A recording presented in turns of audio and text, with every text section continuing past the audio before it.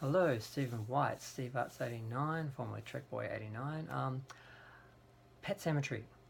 I went to see Pet Sematary tonight. I saw it around 10:25 session, so I got back pretty late, and it's pretty late here in Australia, so I'm going to try not to sound as tired as I am. But I wanted to do my little reaction, my first thoughts now while it's fresh in my head. I'll do a proper review, documentary comparison between the films and the book later on because it's one of my favourite films and books. So, and I love the director who also directed Madonna's Like a Prayer video and Like a Virgin video and Borderline video.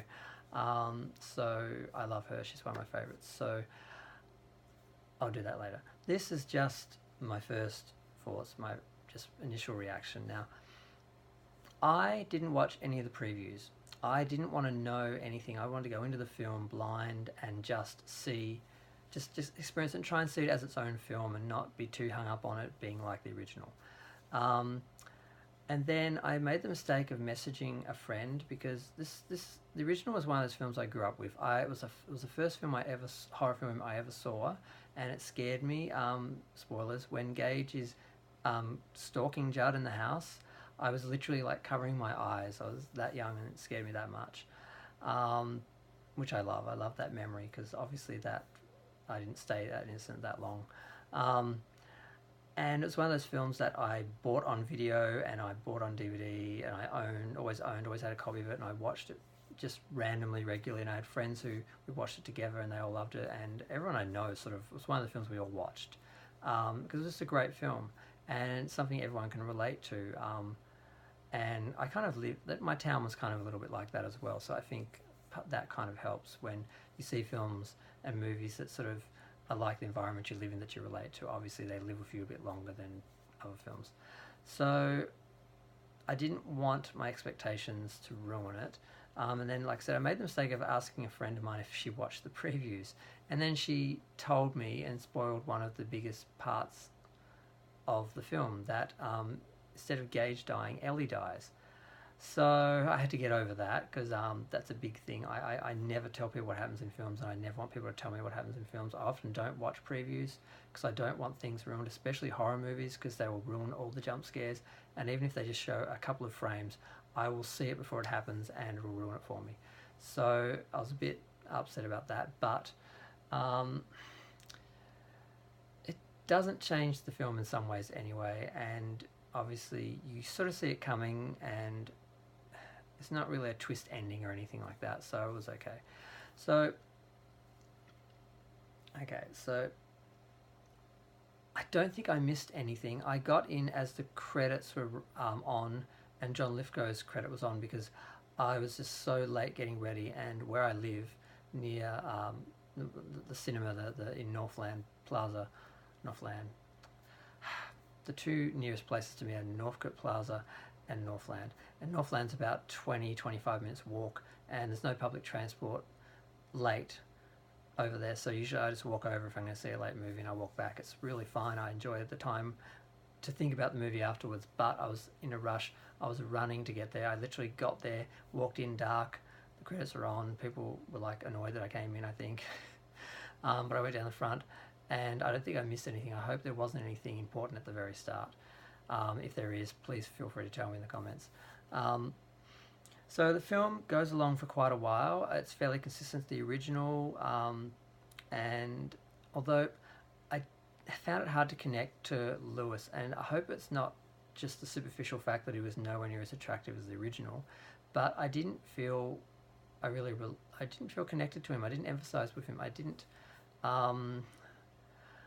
don't think they spent as much time with the character, and I didn't care enough. I wasn't worried. The original film, you don't want anything bad to happen to him. You understand his pain. You understand why he does what he does.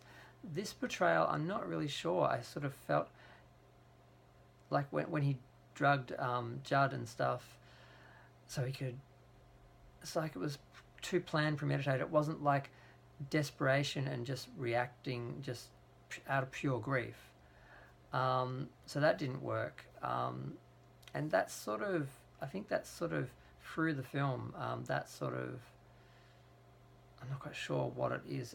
It's just kind of a premeditated. Whereas the original film, you felt a lot more, and I guess, you're going with taking along with the feelings of the actors and the characters a lot more. And whereas this film, it seemed a lot more thinking and planning. I don't know. That's something I'll have to look at the film again and look at a bit closer. But basically, the film diverts massively when, of course, Ellie dies. Now, I thought they would do it totally different. What they did was they had a similar scene. The original scene, it was a picnic, and the father isn't able to get the kid off the road quickly enough, and he dies, and it's just horrifying. And no one can watch that scene and not be horrified, having a child killed like that in front of the parents, in front of the family. And it was done well without being graphic or anything. This film,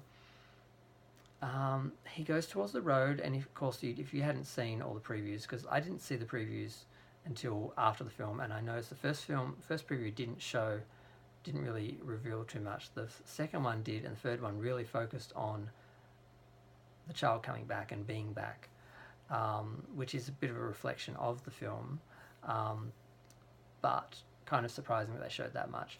So he goes out, and if you hadn't seen the previews and you're just familiar with the film, you'd think that he was going to die.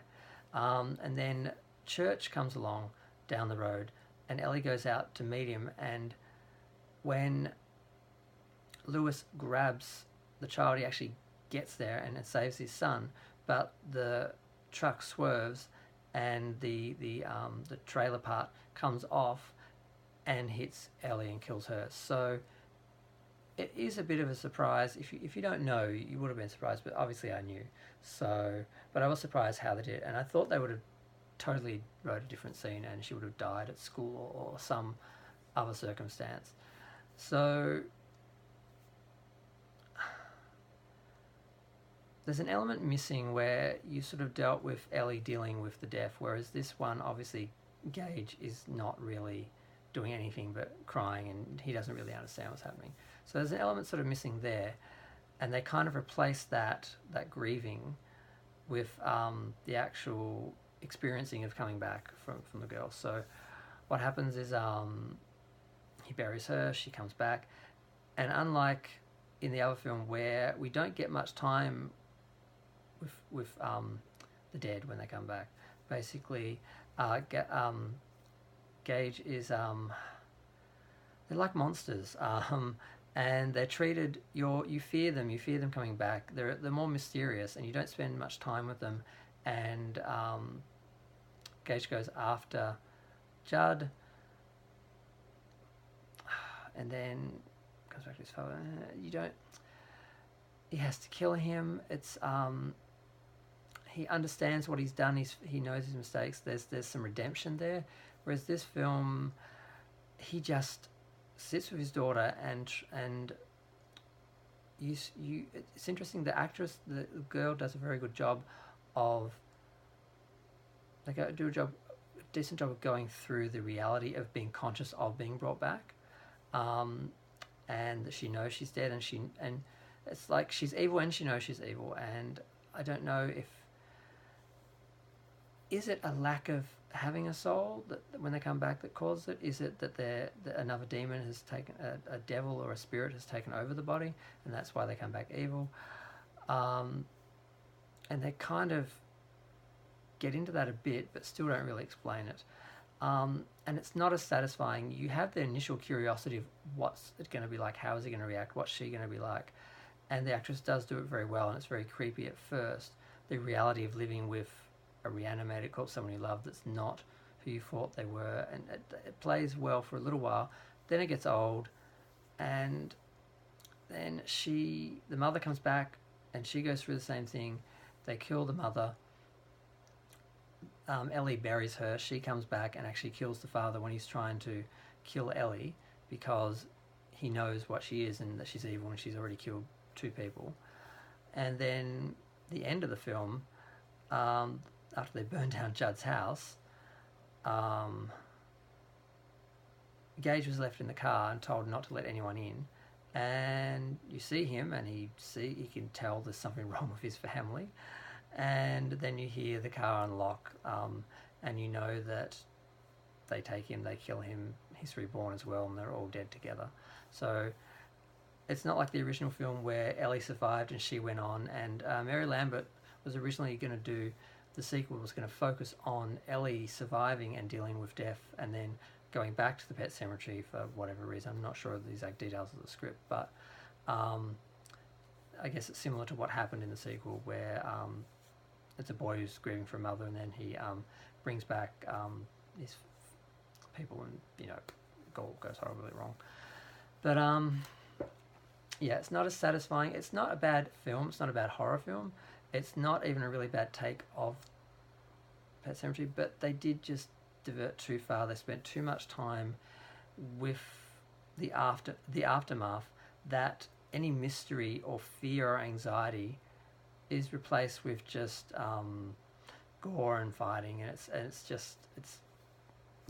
not, it doesn't have the same mystery and fear that the original had, where you really live with the idea of what would happen, whereas this plays it out a bit too far.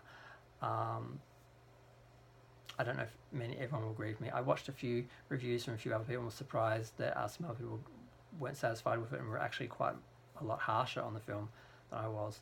So I think it's not going to have a great word of mouth. I think some people are going to like it, some people aren't. I messaged a friend of mine who was talking about the film as well. He's got kids and he went to see it with one of his kids, and I'm like, my God, we were kids when we saw this film, and now you all have kids, and now you're watching it as a parent. I can't imagine watching it as a parent. And I actually asked him, would you do it? And he said, hell no, I've seen the movie. I'm like, okay, well, good, Stephen King taught you something. But I can't imagine losing a child and the reality and the grief. And that was where the first film was good. Lewis was so in the grief that he did what he did, and you could understand someone being that distraught and out of their mind. Whereas this one, he just seems detached and kind of calculated, and that portrayal doesn't work for me. And the other thing that didn't work, that was very disappointing, is the sister. Now, the original one, we spent a lot of time with her, just seeing the horror of her illness and living with her and having to take care of her. And in this film, she's kind of reduced to jump scares, like a monster that just jumps out. And again, you don't live with the terror, or you don't spend any time with it, so it doesn't live with you. So the film doesn't resonate. It doesn't connect on as much of an emotional level, and it's not going to live with people like the original one lived with you. I guess that's the problem with a lot of movies in general. They show too much. You don't use your imagination. You don't take it into your psyche, and it doesn't live with you. So I think this film is not going to have the kind of life the original. I don't think 30 years from now people will be remaking this film. But it's amazing to have a film come back 30 years later, and for the people who watched it as kids to then see it as adults with kids. And just the generational approach to remaking some films and some franchises is fascinating and kind of rewarding on its own. But I'm going to leave it there. I'm going to do a proper review and comparison between the films and the book later on, because it's one of my favourite films, and when I sort out my digital editing and stuff, and work out which software I'm using, because what I've got's not going to do what I need, I'm going to start trying to make some proper videos and documentaries and specials talking about the films and franchises I love, like Star Trek, Amityville, the Stephen King films. There's a lot of things I want to do, because I studied cinema, I studied media, I've spent my whole life obsessing over films, so I've got a lot of knowledge, and a lot of things I see, people get some things right or they miss out some stuff. I want to have my version of stuff and expand on a few things that don't get enough attention. So, but whatever, that's not relevant to this. This is just my first thoughts. So I hope you'll see the film. I hope you enjoy it. I did enjoy it. I'm just critical of it. And yeah, please feel free to like, subscribe. Any comments would be helpful. Hopefully I'll see you in the comments section. Bye.